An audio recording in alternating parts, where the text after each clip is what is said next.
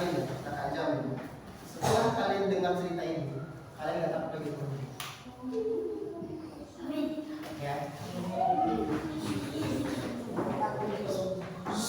Contoh, ada rumah.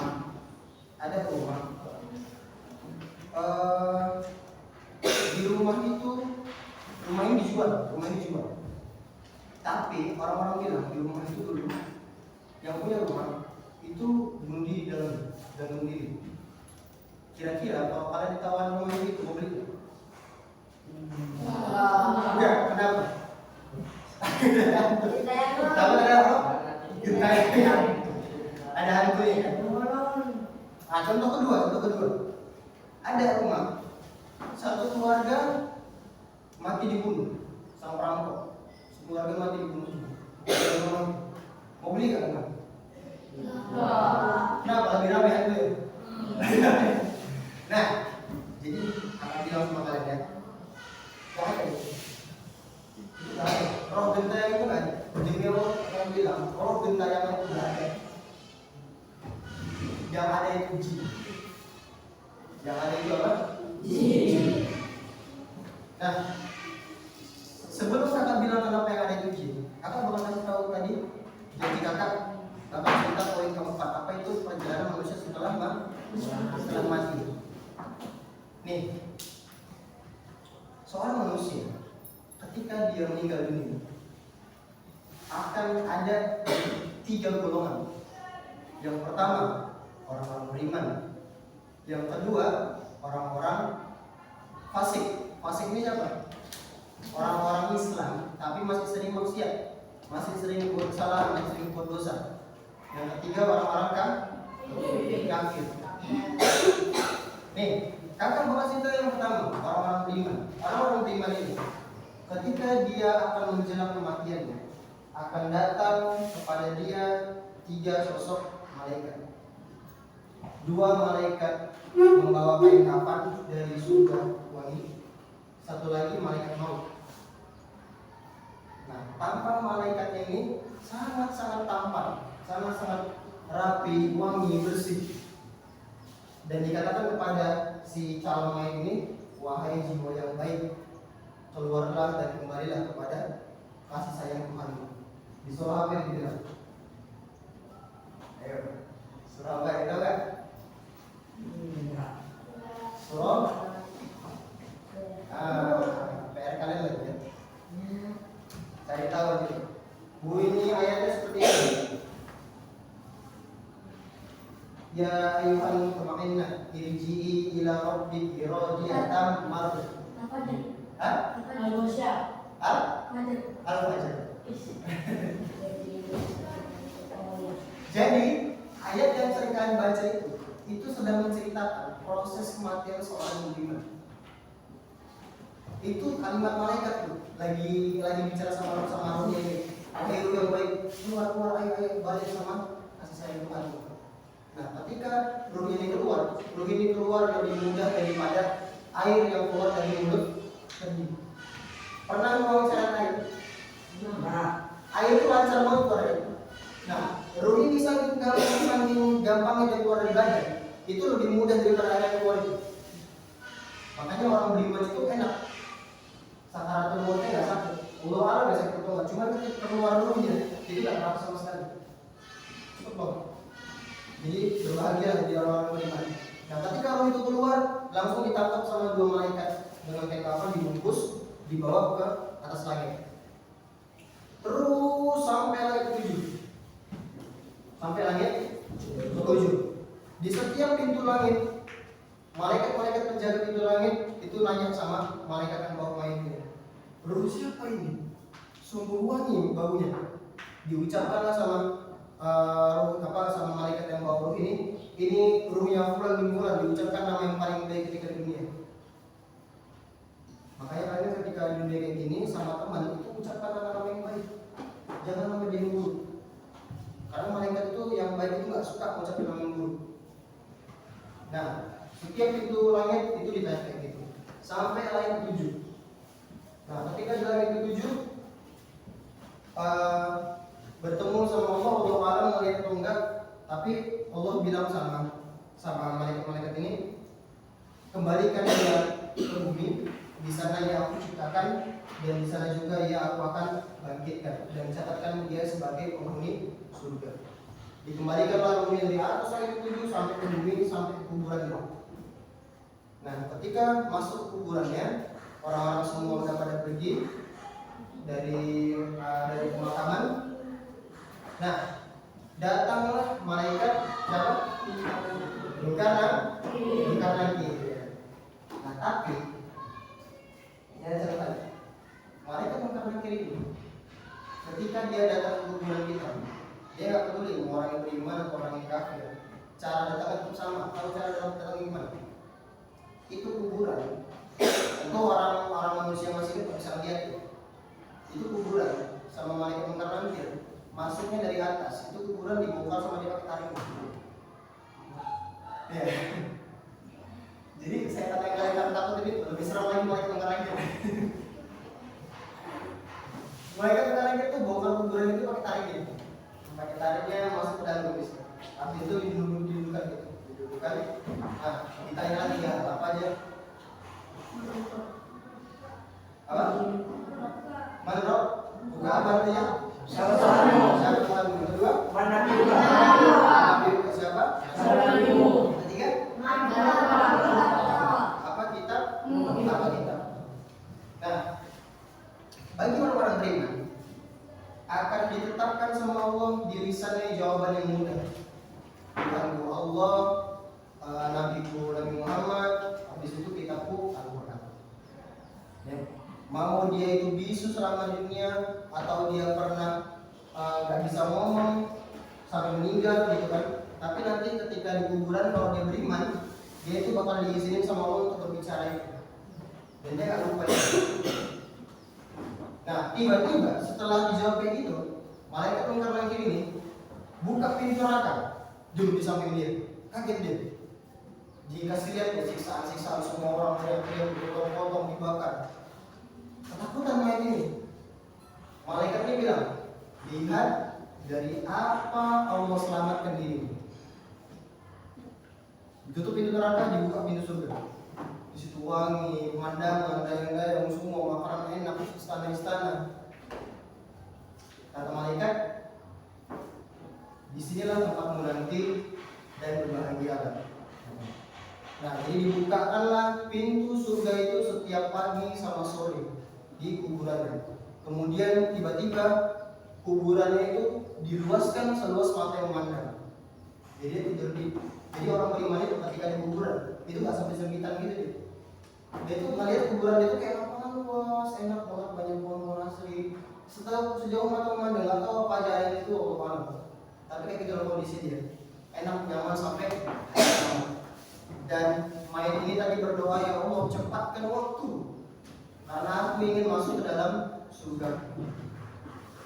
Baru tiba-tiba datang orang yang paras wajahnya, bagus, tampan, bersih, wangi dari sebelahnya. Saking bagusnya parasnya si makhluk ini, sampai si mayat ini nanya sama dia, siapa kau ini? Sungguh sempurna ciptaan Allah padamu.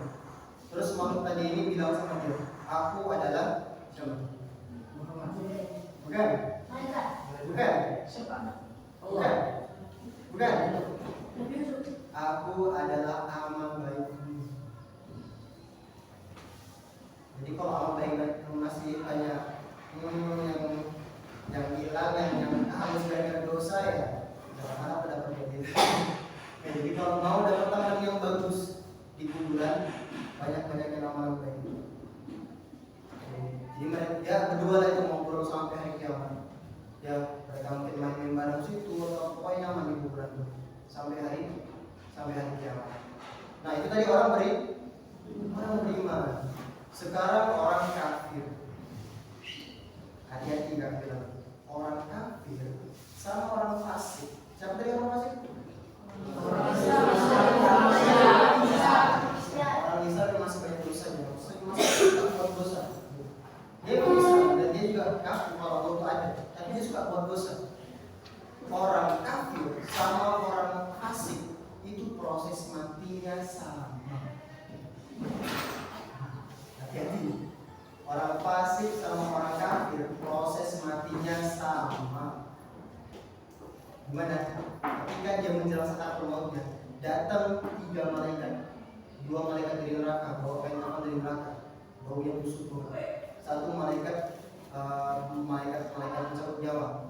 Dan ketiga malaikat ini, kalau sama orang beriman, parasnya bagus kan, parasnya wangi, bersih, gagah. Kalau sama orang kafir atau orang fasik, itu parasnya ngeri. Wallahu alam kayak mana? Tapi pernah kakak baca dalam suatu riwayat, malaikat pencabut nyawa itu, dia itu pernah Nabi Muhammad lihat.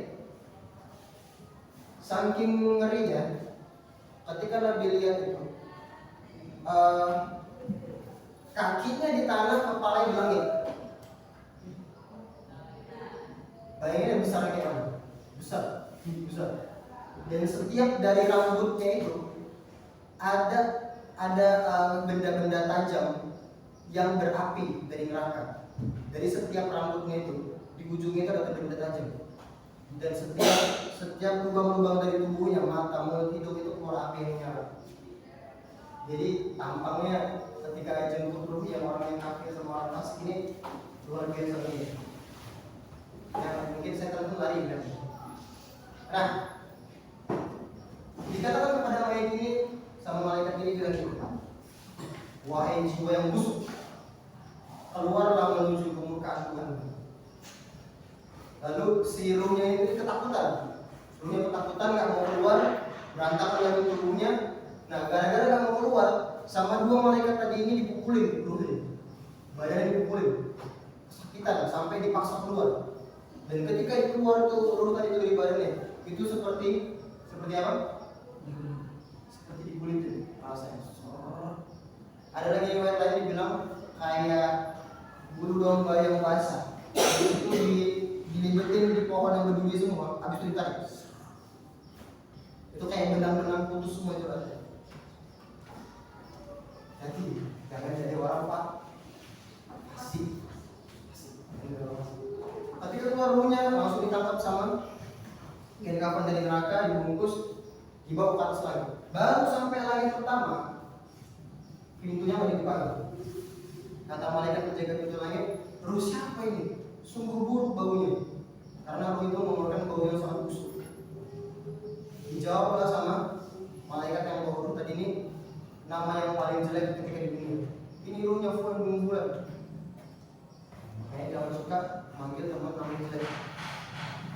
Akhirnya mendengar dari pintu langit itu suara Allah alam, suara siapa? Mungkin suara Allah. Allah bilang sama malaikat ini, kembalikan dia di bumi, di sana dia aku ciptakan dan di sana juga ia akan aku bangkitkan, dan catatkan dia sebagai penghuni neraka. Ketika dibalikan ruhnya ke dalam kubur, orang sudah pergi, datanglah malaikat satu ini, bukan lagi, dihidupkan ruh ini, tanya 3 hal.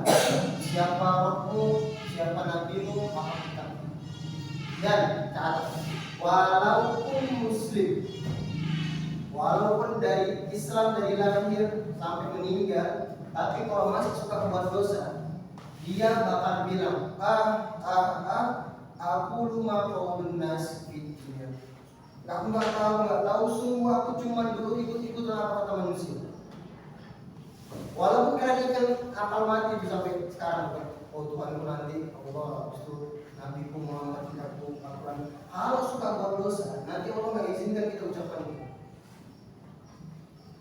Tiba-tiba malaikat munkar lagi marah, dibukain pintu surga sama dia. Dikasih lihat pemandangan istana-istana dan yang makan enak, pemandangan semua rapi bersih, wangi. Dibilang sama malaikat ini, lihat dari apa engkau haramkan dirimu.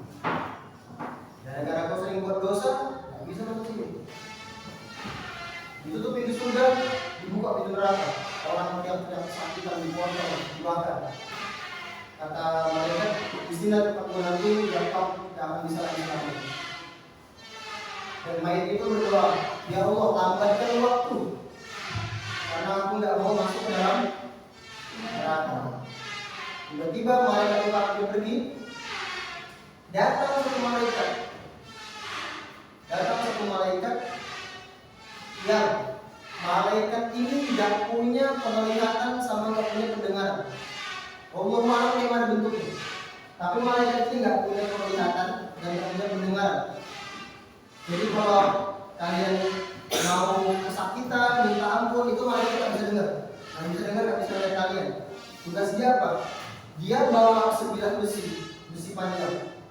Yang besi itu dalam hadis dikatakan, kalau seluruh manusia dari dulu, dari zaman bumi ada sampai kiamat nanti, dan seluruh jin di dunia ini bergabung semua bersatu untuk membalikkan besi yang dia bawa itu aja, itu nggak sanggup. Cuma dia yang mampu ngangkat besi itu. Dibayangin berarti gimana? Dan besi itu dipukulin ke mayat itu, jur, sampai mayat berantakan, hancur, keluar api di kubur. Habis itu mayatnya utuh, kembali utuh lagi, tiba-tiba kuburannya itu sempit sampai nggak mungkin tulang-tulangnya semua. Habis itu balik lagi, utuh lagi, dipukul lagi, juga sampai hari kiamat itu. Datanglah juga makhluk yang sangat buruk, sangat bau, sangat ngeri tampangnya. Sampai mayatnya nanya sama dia, siapa kau ini? Sangat buruk ciptaan padamu. Apa kata jawab makhluk itu? Saya adalah amal burukmu. Dan jadilah kuburan itu kuburan yang paling sengsara sampai hari kiamat. Nah, masih ingat rumah yang tadi bunuh diri sama dibunuh? Masih kan? Kakak mau tanya, rumah orang yang tadi bunuh diri itu hukumnya apa? Haram. Dosa nggak? Dosa. Jadi dia mati termasuk dalam orang golongan yang mana? Fasik ya, walaupun Islam fasik pun. Berarti sekarang ruhnya lagi di mana? Lagi di kubur, lagi disiksa di kubur. Nah, orang yang tadi dibunuh sekeluarga, kira-kira bunuh dia itu mati meninggal dalam syahid. Sekarang di mana kira-kira ruhnya? Juga lagi nikmatin kubur sampai hari kiamat. Jadi dari mana ada ceritanya orang mati ruhnya gentayangan? Dari mana? Gak ada itu. Itu jin. Karena jin itu bisa menyerupai siapapun kecuali para nabi. Semua jin itu bisa menyerupai siapapun kecuali para nabi. Nah, sekarang pertanyaannya, bahaya nggak? Maksudnya jin ini bahaya nggak bagi manusia? Bahaya. Apa bahayanya?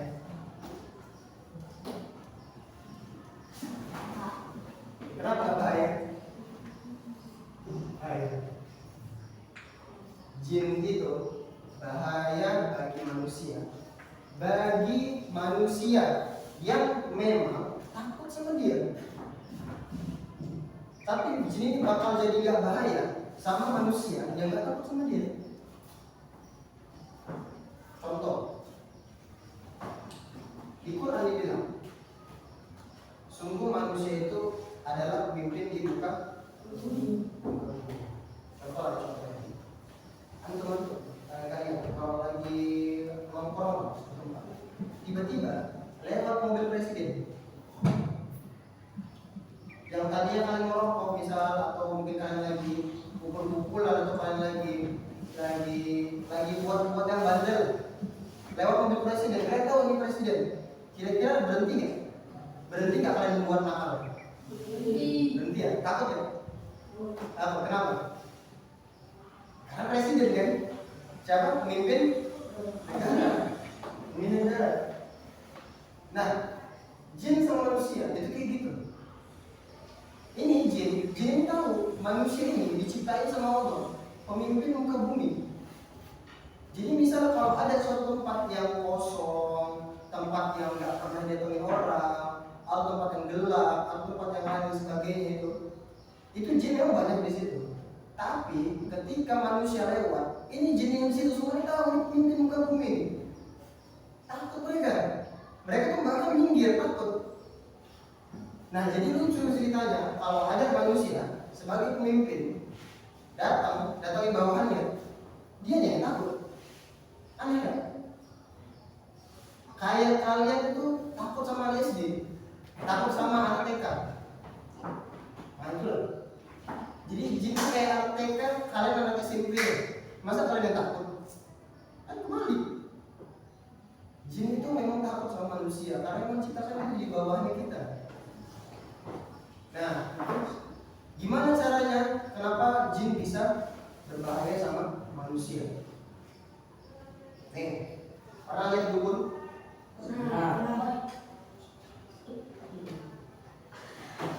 Nah, ketika ada dukun, ada orang yang mau konsultasi di dukun, apa yang disuruh sama dukun itu? Hah? Misal, ada orang datang ke dukun, saya mau kebal. Apa syarat yang dikasih dukun? Biasanya itu yang jorok-jorok dan kotor-kotor. Minum darah ayam, habis itu minum kotoran sendiri, makan kotoran sendiri, minum apa? Yang jorok-jorok pakai. Gak ada tuh kayak pakai pewangi, habis itu sholat 5 waktu. Gak ada. Dukun gak ada pernah minum itu. Kenapa?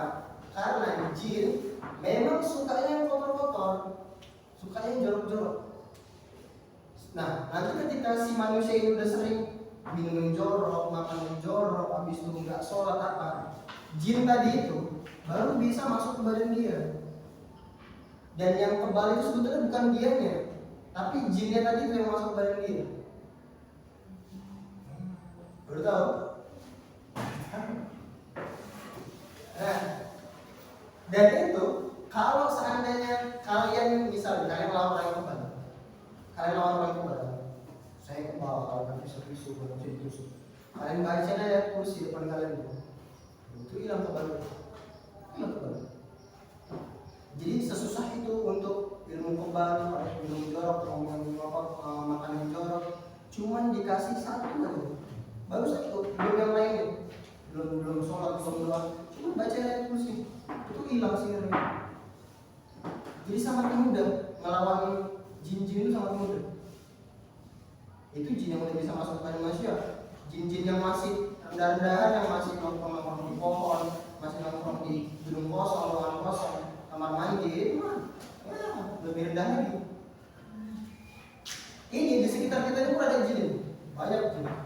Mungkin mereka lagi marah sama kakak nih, gara-gara kakak bongkar. Mungkin. Tahu buktinya kakak cerita bongkar kayak gini, mereka marah, mereka gak ada bisa apa kan?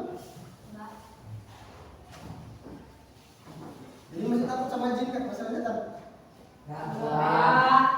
Dan tahu kenyataannya kan?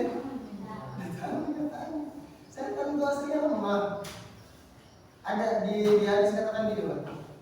Ketika seseorang membaca bismillah, baru bismillah, belum yang lain, cuma bismillah, itu setan-setan di sekitarnya itu mengecil seperti lalat. Kecil langsung dalam.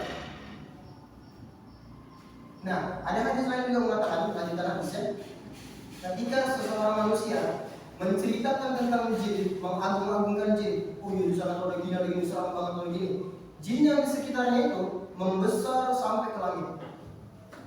Jadi kamu kalau kalian itu hebat-hebatin jin sama setan, oh dia itu serem gitu gini, jadi itu kan berbahaya sama kalian. Tapi kalau kalian apa itu? Kalian itu bawahan saya, jin-jin itu, setan-setan itu bawahan kita. Jadi nggak akan berani sama kalian. Oke, mulai sekarang jangan lagi takut sama hantu.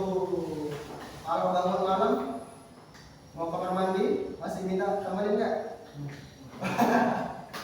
Gak usah belajar yang temenin. Saya belajar sendiri. Saya pemimpin kok. Ya, nanti udah besar beli tuh rumah-rumah yang di luar orang bunuh diri, di luar orang bunuh beli ya. Karena murah harganya. Lebih murah harganya daripada rumah biasa. Karena nggak banyak orang mau beli. Jadi kalau memang ada gangguan setelah itu, kayak keran air hidup sendiri, TV hidup sendiri atau apa, itu awalnya aja. Kalau kalian berani ya nggak berani lagi. Tahu kalian bisa diganggu, nggak Setuju?